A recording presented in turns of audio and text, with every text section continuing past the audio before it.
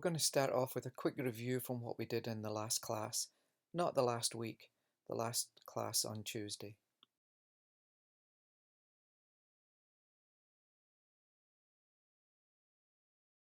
If you remember, we looked a little bit at the culinary history. We covered the Grand Cuisine, which was basically Marie-Antoine Carême. We looked at classical cuisine in the early 20th century from Georges Auguste Escoffier, very important guy. You may have looked at some of the biographies of those guys that I posted online, but they're fairly interesting. We also looked at nouvelle cuisine, regional and slow food cuisine, fusion cuisine, farm to table, just the evolution of how food trends have changed really over the last centuries.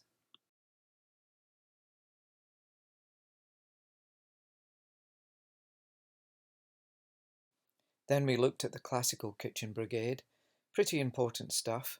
We have basically chef de cuisine, then the sous chef, then the chef de parties. These are the most important ones we're going to be talking about. We didn't look at all of these chef de parties, but in the next slide I'm going to show you exactly what I want when I ask you any questions on the kitchen brigade.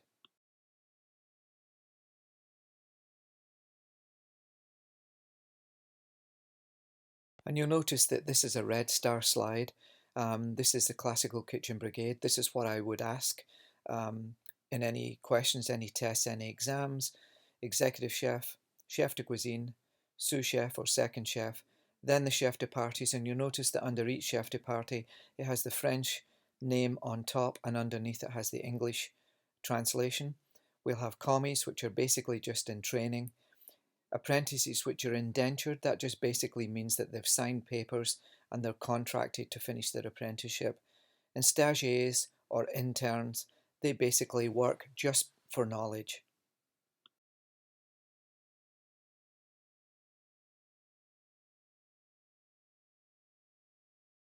So the first part of class today is going to be about human resources and what human resource management actually is.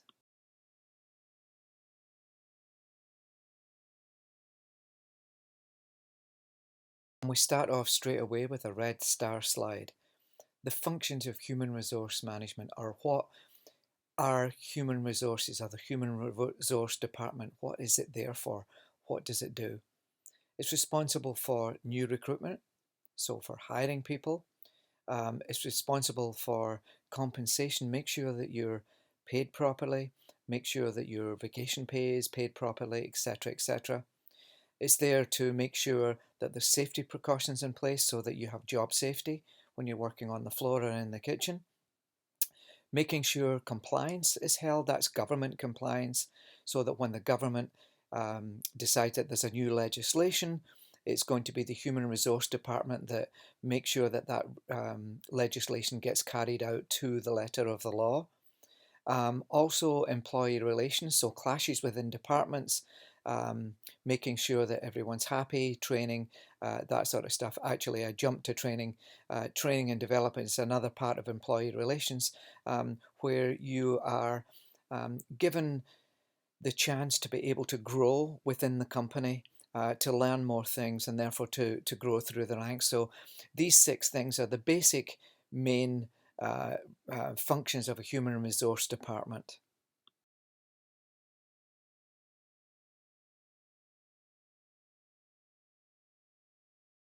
So another red star slide, the basic concept of human resources.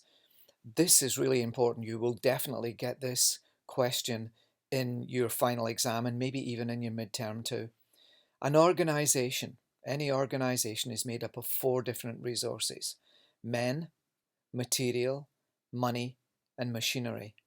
And it's the human that makes the most of non-human resources. So human resources are actually people, men, women, persons, people. They are the human resources. Material, money, and machinery are not human resources. So it's really, really important that you know that men, women, people are human resources, not material, money, and machinery.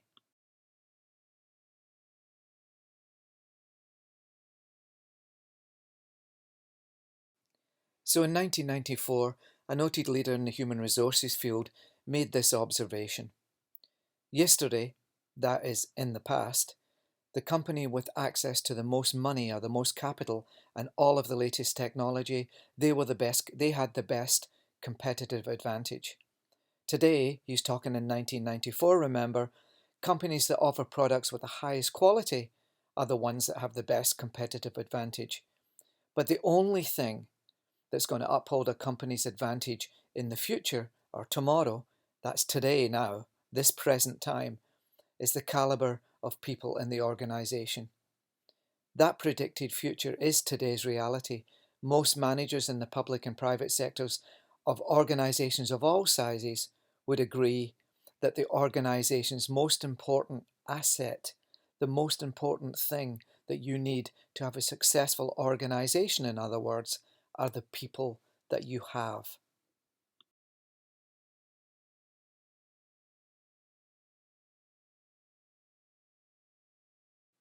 And just because you've got competent staff in the payroll, that doesn't guarantee that a firm's human resources will be a source of competitive advantage.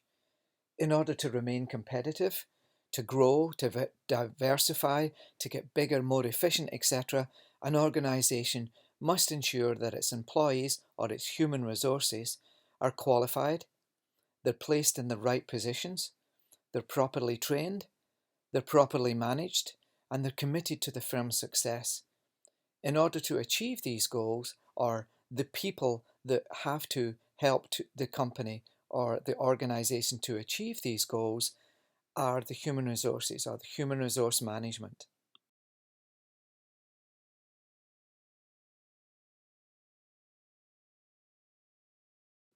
So you'll notice that I just said human resource management or human resources management. It basically refers to the management of people. It compromises the activities, the policies, the practices involved in obtaining, developing, utilizing, evaluating, maintaining, and retaining the appropriate number and the skill mix of employees to accomplish the organization's objectives.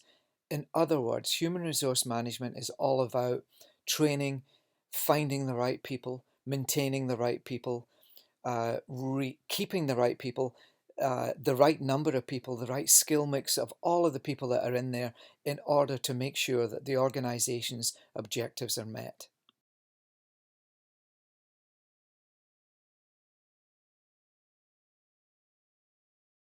Human resource management can actually be traced back to England, where craftspeople organised themselves into guilds, very much like they did when we were talking about the evolution of restaurants in Paris. But those guilds used this unity, this collectiveness, in order to help them to improve the horrible working conditions that existed. The Industrial Revolution began in the 18th century and laid the basis for complex industrial society. Changing work conditions and social patterns and labour created a gap between the owners and the workers. There became this huge gap between the people who owned the mills and the factories and the people who actually worked there. And then during the World Wars, scientific management, welfare work, and industrial psychology began to emerge, and things began to change after that point.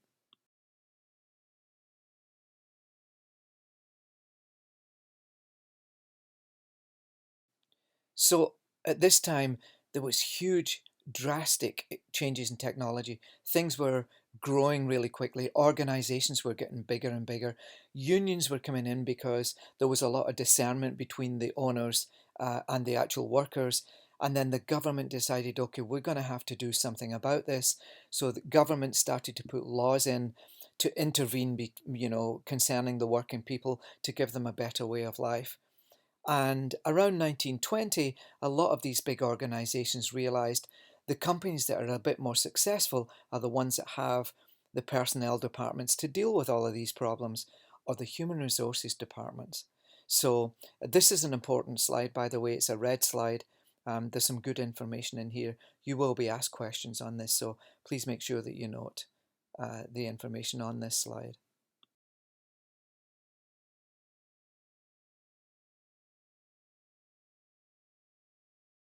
A good human resource department will help to attract and retain talent. So it will help to make it attractive for people to come and work for the company. And once they're there, they're good people and they want to retain them. They're going to train people for challenging roles so that you get the equipment that you need or the training that you need in order to do a specific job. They're going to help to develop skills, promote team spirit, so you get that whole sort of a yay sort of a atmosphere in there. You want to work there. It's a good place to work. They're going to help develop loyalty and commitment to the company. They're going to increase productivity and profits within the company, so the company is going to make more money because of all of these things.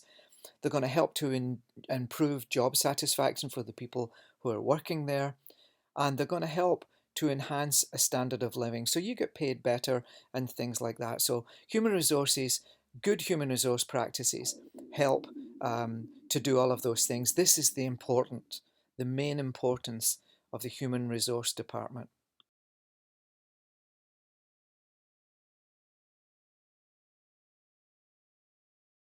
The main goal of the Human Resource Management Department is to maximize employee contributions to achieve optimal productivity and effectiveness for the organization. So they want to get the best out of the employees so that the company gets maximum productivity and is most effective, it's most cost effective. At the same time, they're going to attain these objectives, individual objectives, having a challenging job, so a job that keeps you challenged, not just boring. Um, Achieving recognition, so you get recognition for the job that you're doing, whether it's monetary wise or whether it's just actual recognition, employee of the month, whatever that might be. And then the objectives for the society, that's legal compliance to the government and social responsibility to the overall general public.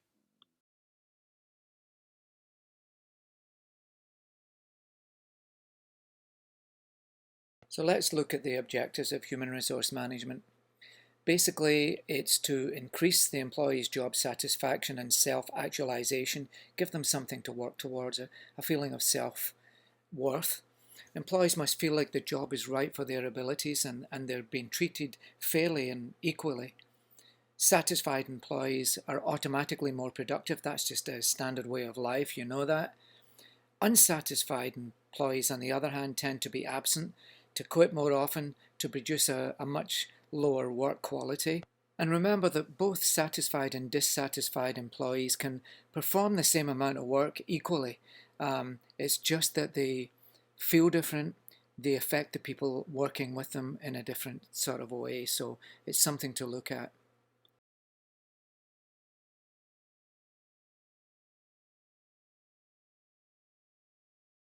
Some other objectives of human resources are all to do with the quality of work life. Is your management or your supervisor, are they treating you fairly? Are they picking on you? Do you have a chance to be able to make decisions on the job? Do you have the freedom to be able to do that?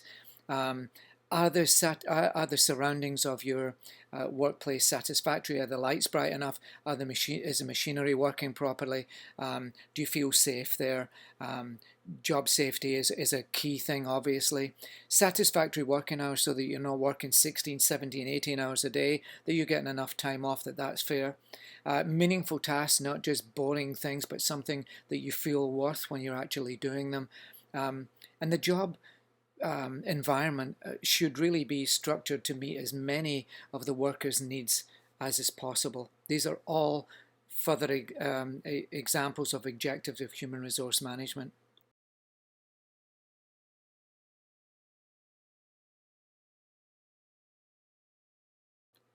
And remember that human resources objectives are not just really to do with the employee, they're to do with the company as well. So to maintain performance standards and increase productivity is another main objective of human resources. You know, effective job design, adequate orientation, proper training and development for people to be able to do the job, performance related feedback to people to make sure that they're doing their very best, and if they're not doing the job properly, that they know that they're not and they have to improve and getting the training to be able to improve. And it's all about that two-way communication between human resources, between management and between the people who are actually on the work floor themselves.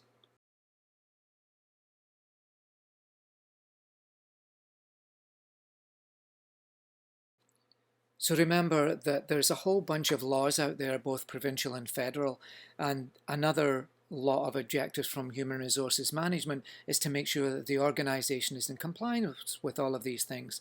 Um, the human rights, to have to make sure that human rights are being followed, employment equity is being followed, fairness, occupational health and safety is another thing. Employment Standards Act is being followed, and we'll be going to be looking at that in a couple of minutes. Labour relations are being followed properly. And an interesting point to remember is that when a new law comes out from the government, human resources, they have to make sure that the company or the organization is complying with that legislation that's just come out, that law that's just come out. But they might not necessarily put the law in place so that they're following it exactly to the T, so that the company is following the whole of the law. Human resources usually just work it out so that the company will comply with exactly what it needs to. The little loophole, not quite enough, not quite always the full effect of the law. So that's an interesting thing to think about going forward.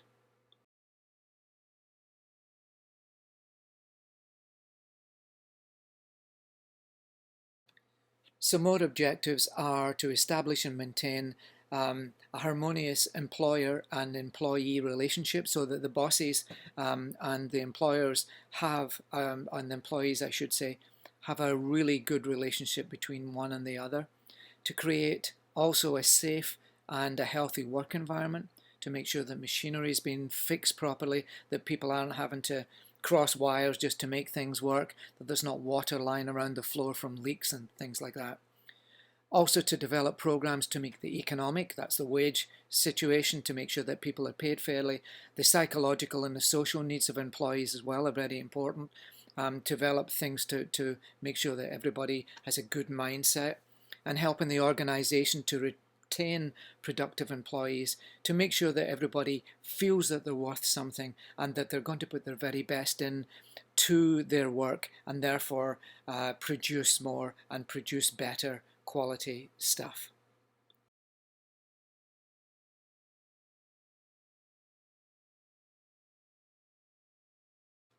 Some other objectives, some of them are repeating themselves a little bit, as you'll see, but these are the really important ones. But some of the objectives, again, are to assist in obtaining the right number and the right type of people that are working there, the right type of employees, and the right number. You don't want 25 people working when you can do the job efficiently with 10. That doesn't do the company any good. And you also want the right type of people that are in there, the right skill level, etc., etc. Also to create a climate in which employees are encouraged to continue to develop and utilize the skills to the fullest. So they might have training programs to take you on to the next level, or give you a chance to be able to, say in a kitchen, to go and stage with another chef to learn from him, those type of things.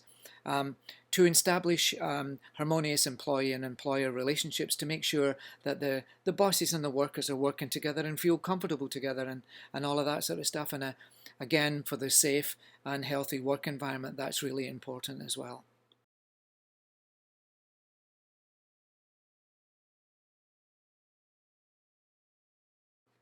So when you have a really good human resource department and all of these objectives come together and are being met, when you get the human resources with a really good organizational strategy, you begin to see growth, not just in the employees and the workers and their commitment, but you see improved financial results.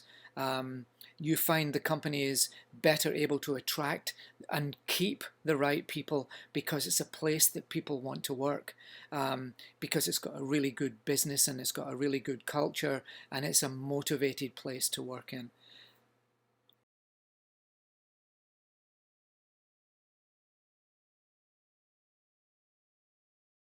And remember this, this is the kicker, this is the big important thing.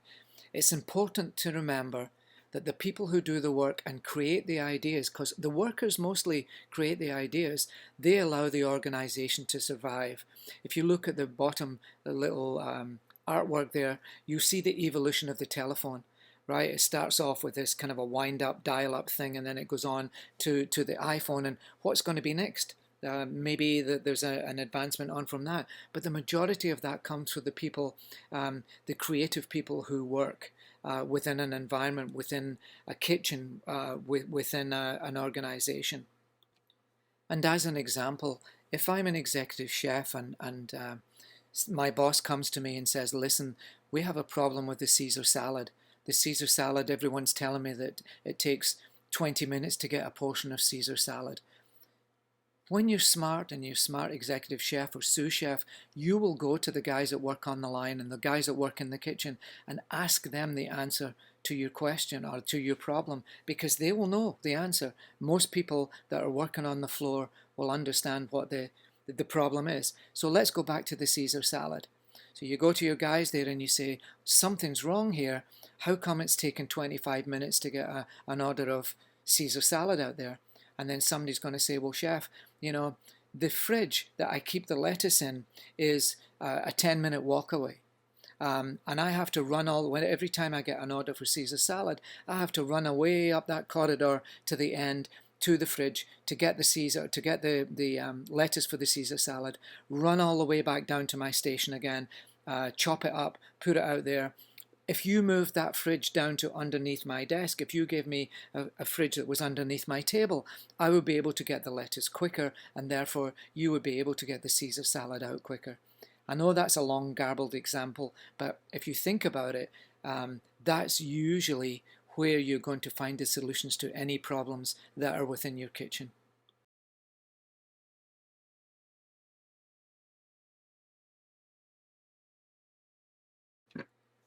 Here's some HR challenges regarding a food business. You have to attract reliable employees. The human resources have got to get the right people in, attract them in there. In our trade, in the food trade and the culinary trade, there's a huge high turnover. So you don't want to waste time training somebody for 3 months into a position, and then the guy up the road is offering another dollar an hour and they're going to leave. So you have to offer a competitive wage in order to avoid that happening. Employee theft is another thing.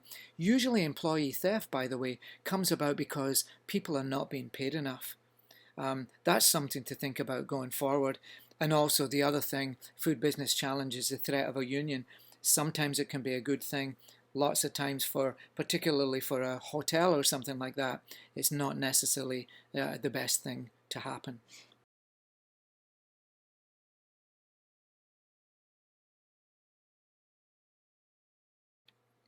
A red star slide, a really, really important slide. Definitely questions on this going forward through the course.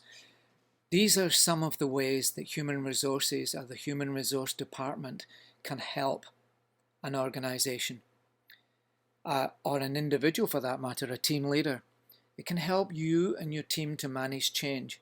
So when the company makes specific changes in the organization, the way that things are set up, or a specific law comes into being that we now have to follow, like social distancing or whatever, human resources can help you and your team. So an executive chef or a sous chef and his team, or a chef de partie and his team, to manage that change, to get that stuff so that you can understand and put it into practice. They can also help you to understand that legislation and what the minimum requirement is, and what is the best practice to mitigate that risk. That's more from a company perspective. Remember, I said earlier on that usually when legislation comes in, human resources will follow it, but not exactly 100%, just enough that they need to follow it in order to keep in line with what the law is. Really important here, human resources can help to coach you and your team to be better leaders. They can help you to be a better leader. They can send you on courses. They can give you advice. They can give you strategies for helping you to be a better leader. And they also can work on you to develop strategies to bring people in. If you're an executive chef or you're a business owner, human resources can help you to develop strategies to recruit the right people, to develop those those proper people, and to keep them after they're there. You don't want them to leave after you've trained them, so you want to bring them in, develop them, and then retain them after you've hired them.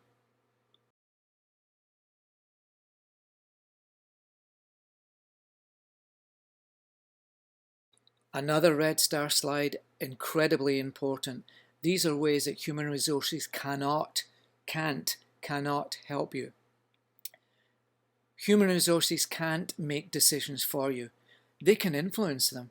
For instance, if you want to leave, or if you want to go into a specific thing, or if you're offered advancement within a company, human resources can help you to make that decision.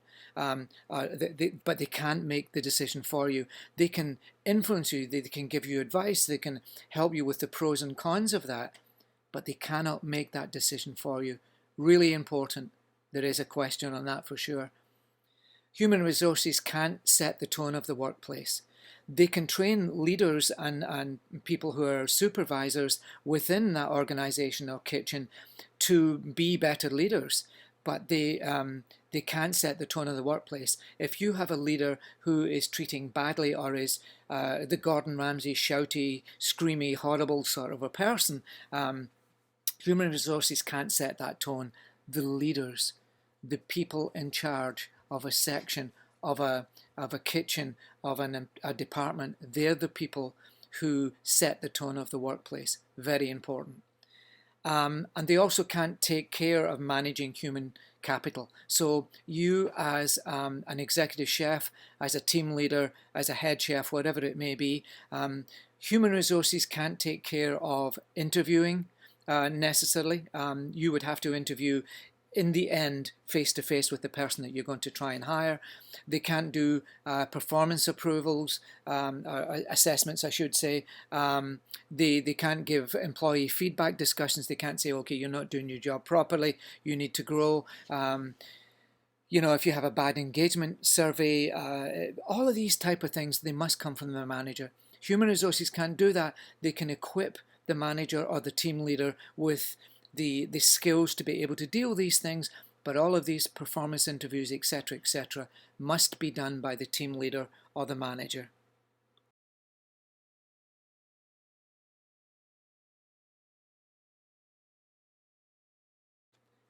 And to finish up with human resources, the main role of a human resource department, the main role of HR is these three things, and there's a red star at the top. There's definitely a question on this. These are the things, this is a role of the human resources. They're a change agent. They're a strategic partner. They're an employee advocate. They advocate for the employees. The employees come to them. They can advocate for them. The better the human resources understands the whole business, the more effective a human resource department is. So just to recap, three things. They're a change agent, a strategic partner, an employee advocate, and the better that human resource understands the business, the more effective they are as a department.